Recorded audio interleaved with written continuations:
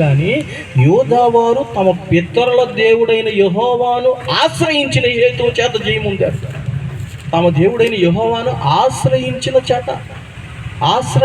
చేత వృద్ధి చెందారు. మీకు అర్థమైందా? కాబట్టి ఆయన ఆశ్రయించే వారంగా ఉంటే మనం అభివృద్ధి చెందుతాం. హల్లెలూయా.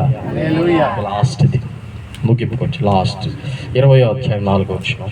దినవృత్తాంతాలు 2వ గ్రంథం 20వ అధ్యాయం 4వ వచనం. యూదావారు యెహోవా వలన సహాయమును వేడుకొనుటకై కూడుకొనిరి.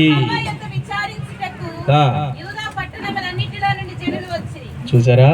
యోధావారు యెహోవా వలన సహాయమును వేడుకొనుటకై కూడుకున్నారు.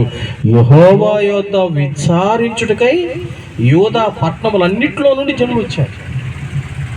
లాస్ట్ది యోధావారు యెహోవా యొద్ద విచారణ చేసే ప్రజలుగా.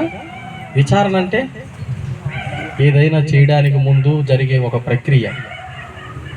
ఏదైనా చేయడానికి ముందు ఒక సలహా తీసుకోవడానికి మనిషి చేసే ఒక ప్రక్రియ విచారణ. అంతే.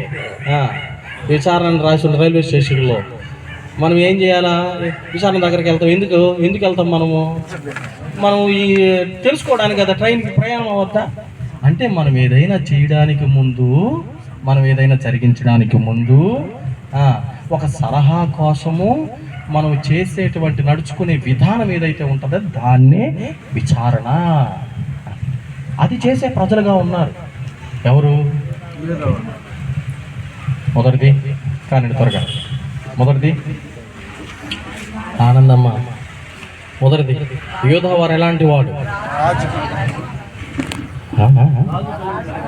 రాజులు కలిగిన ప్రజలు, రాజు పక్షాన నిలిచిన ప్రజలు, రాజులు గౌరవించిన ప్రజలు. ఇది మొదటిది. రెండోది మంచితనాన్ని అనుసరిస్తున్న ప్రజలు. తర్వాత అయిపోయింది. ఆ రాజు బ్రదరుల కుటుంబం కూడా రండి. దేవుణ్ణి ఆశ్రయించిన వారు, దేవుని యొక్క విచారం చేసిన వాళ్ళు. తర్వాత అయిపోయిందా? హల్లెలూయా.